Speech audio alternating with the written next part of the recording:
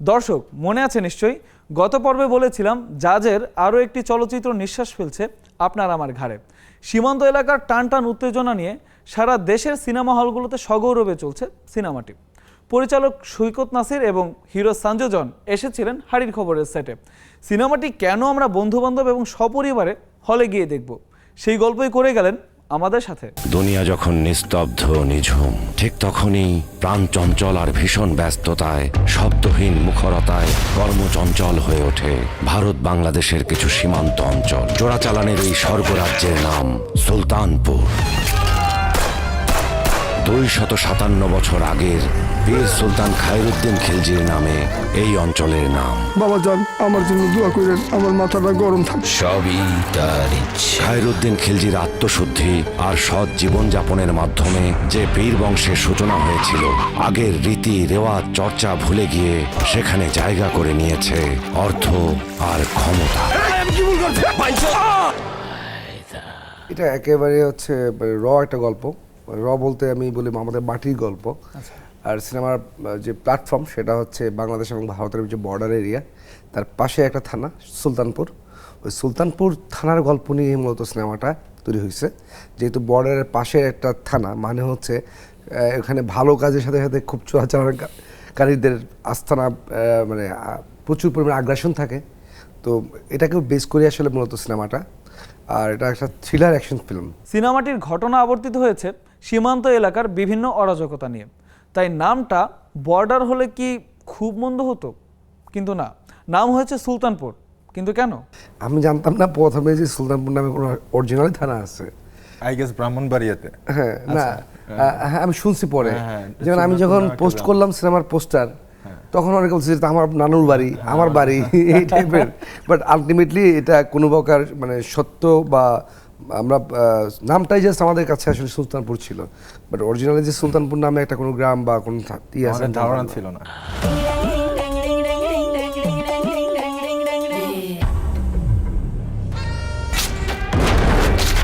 নিজের শক্তি রেখেও আঘাত করতে পারে এমন আহাম্মকে আমি করি না, সুযোগও দেই না।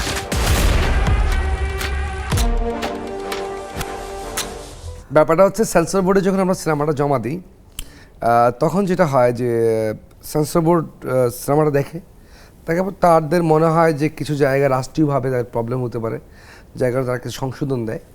আমরা যখন সংশোধনগুলো করি তখন আমরা টিম নিয়ে আমরা বসার পর আমার মনে হয়েছে প্রথমে যে আসলে এখন আর বর্ডার রাখার চেয়ে সুলতানপুর রাখাটাই বেশি সিনেমার সাথে সামঞ্জস্যপূর্ণ। হিরো এবং পরিচালকের কাছে একযোগে একটা প্রশ্ন ছিল, সেন্সর কি কখনো কখনো সিনেমার সৌন্দর্য নষ্ট করে দেয়? ক্রিয়েটিভ কাজে যখন ছুরি পড়বে, কাছি পড়বে, তখনই সৌন্দর্য হারাবে। সত্যি কথা, এটা অস্বীকার করার কিছু নাই। বাট এখন আমাদের তো আসলে কিছু করার নাই। আমরা সাবকন্টিনেন্টাল কান্ট্রিতে বসবাস করি, যেখানে গ্রেড সিস্টেমটা একেবারেই নাই, খুব কম দেশে আছে। এখানে সেন্সর আছে, বাট আমি জানি না যে ক্রিয়েটিভ কাজে সেন্সর কতটা মানে দেওয়া উচিত, সেন্সর করা উচিত। কারণ মত প্রকাশের স্বাধীনতা সবারই থাকা উচিত। সেখানে যেহেতু আপনার কয়েকটা জায়গায় আপনি গ্রেড দিতে পারেন যে এই গ্রেডের লোকজন বা এই গ্রেড এরা দেখতে পারবে, এরা দেখতে পারবে, অডিয়েন্সের রেস্ট্রিকশন দেওয়া উচিত। বাট প্রবলেমটা হচ্ছে এখানে যে আমাদের দেশে আসলে, এটা আমার ক্ষেত্রে না, আমার যদি বলি আমি প্রিভিয়াস আমার প্রথম সিনেমা দেশাদা লিডার, সেখানে আমার 4টা ন্যাশনাল অ্যাওয়ার্ড আসছে ওই সিনেমায়। বাট ওই সিনেমাতেও কিন্তু আমাকে হিউজ পরিমাণে স্পেস ফেলে দিতে হয়েছে, জায়গা ফেলে দিতে সেন্সরের জন্য। ডিরেক্টরস পয়েন্ট অফ ভিউ যেটা থাকে, অনেক সময় দেখা যায় যে এই সেন্সরের কারণে স্টোরি টেলিংটা ঠিক মতো হয় না। তখন দর্শক হলে গিয়ে দেখে যে আর এই স্টোরি টেলিং করতে পারে না, কিন্তু বেসিক্যালি জিনিসগুলো এরকম হয় না। বাট সুলতানপুরের ব্যাপারে আমি বলবো আমি লাকি, এই জন্য লাকি। আমার কেন যেন শুটিং করার সময় মনে হচ্ছিল যে আমরা অল্টারনেটিভ শট নিয়ে রাখি। সুলতানপুরের চিন্তা নাই, নমিনেশন পাইছে জমির ভাই। শোন হাসিম, তোর গ্যাংয়ের প্রত্যেকের সুন্নতে কাটনা দেওয়া। বাবা তোমার দরবারে সব পাগলের খেলা। তার মানে আপনি বলছেন ব্যাচ নাম্বার 2015, সিরিয়াল নাম্বার 9872, আমি মোহাম্মদ নাজির রায়হান। মানে ইউ নেভার নো যে হোয়াটস গোনা হ্যাপেন। তো চিন্তা করতাম এই শটটা কোথায় কাজে লাগাবে, কিন্তু পরে যখন দেখতাম ভাইয়া বলতো যে দেখ যদি কোনো প্রবলেম হয় আই হ্যাভ ব্যাকআপ। সেন্সর বোর্ডের উদ্দেশ্যে একটা কথা বলতে চাই সেই ক্ষেত্রে, যে দত্তনীতি না থেকে সিঙ্গেল নীতিতে আসেন। আমরা বাঙালি, যার জন্য আমাদের এটা ক্রাইম না, এটা আমার প্রাউড করার ব্যাপার। সো আমাদের ফিল্ম যখন, ওদের ফিল্ম যখন ইন্টারন্যাশনালি এসে আপনাদের বোর্ড থেকে সেন্সর পাচ্ছে, তো আমরাও অধিকার রাখি, বাঙালি হিসেবে আরও বেশি অধিকার রাখি। যে কোনো গল্পে ভালো খারাপ দুইটাই কিন্তু থাকে। এখন শুধু যদি বলা হয় তুমি ভালোই বলে যাবা, খারাপ বলতে পারবে না, তাহলে তার ওইখানে গল্পটাই হলো মানে না, গল্পটা হলো না। সিনেমাটির শুটিং হয়েছে কোন কোন লোকেশনে? শুটিংয়ে গিয়ে কি কি ধরনের চ্যালেঞ্জ মোকাবেলা করতে হয়েছে আপনাদের? আমার সব সিনেমা সাধারণত সেটে করি, হ্যাঁ। বাট একটা সিনেমা আমরা কোনো সেট ইউজ করি নাই।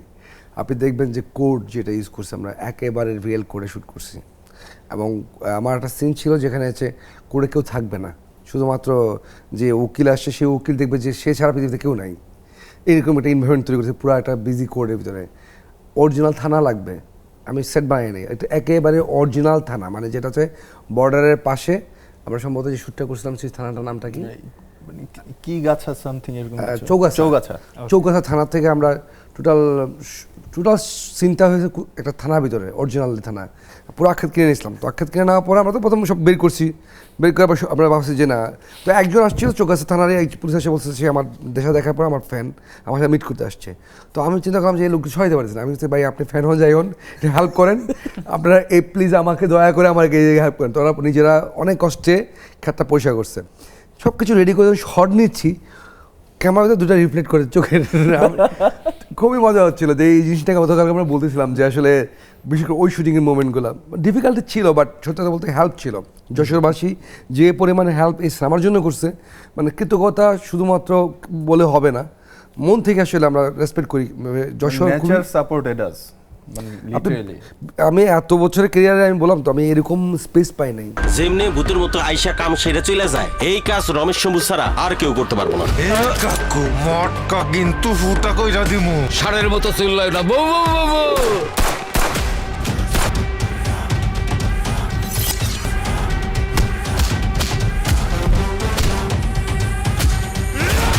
সবই তার ইচ্ছা, দেখা যাক। ওয়েলকাম ব্যাক দর্শক। সুলতানপুরের কেন্দ্রীয় চরিত্রে অভিনয় করছেন এ সময়ের রাইজিং হিরো সঞ্জু জন। তার চরিত্র নিয়ে তিনি কি ভাবছেন, চলুন তার মুখ থেকেই জেনে নেওয়া যাক। আমি যে চরিত্র প্লে করছি তার নাম হচ্ছে সুলতান হায়দার খিলজি। আমার বাবা নজরুদ্দিন খিলজি, যে ক্যারেক্টারটা প্লে করেছে আমাদের সবার প্রিয় আশিস খন্দকারদা। তো বেশ রকচটা একটা ক্যারেক্টার, শর্ট টেম্পার্ড একটা ছেলে, আর বেশি কিছু বলবো না, এটা হলে গিয়ে দর্শকের দেখতে হবে। এতটুকু বলবো যে মানে আমার জন্য একটু ডিফারেন্ট ক্যারেক্টার ছিল, মানে এই টাইপের ক্যারেক্টার আগে প্লে করিনি। সুলতানপুর সিনেমায় জান রে শিরোনামে চমৎকার একটি গান রয়েছে, সেই গানটি এরই মধ্যে কিন্তু নেটিজেনদের মুখে মুখে।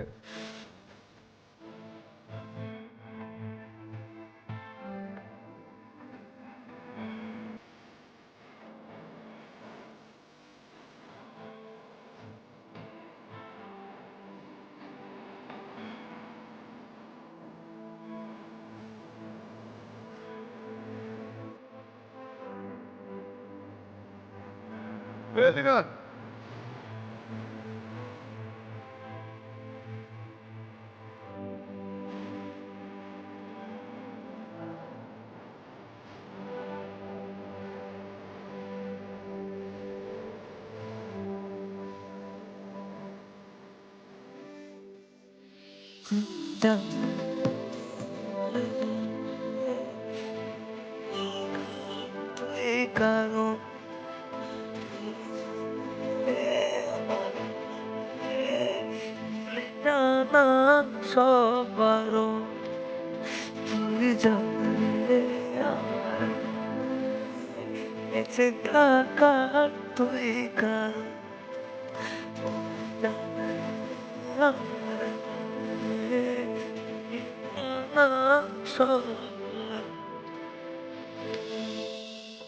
গানের মধ্যে একটা মায়া আছে, যে জানরে যে ওয়ার্ডটা, মানে এটাই না শুনতে অনেক ভালো লাগে। আর স্নিগ্ধ বেশ ভালো গেয়েছে, আর আমাদের যে কম্পোজার রাজাত ঘোষ, ওর সাথে আমার যখন কথা হয় যে আমার একটা সুইট গান লাগবে, তো গানটা দেয়, ভাইয়াকে শোনাই, ভাইয়া খুব পছন্দ করে।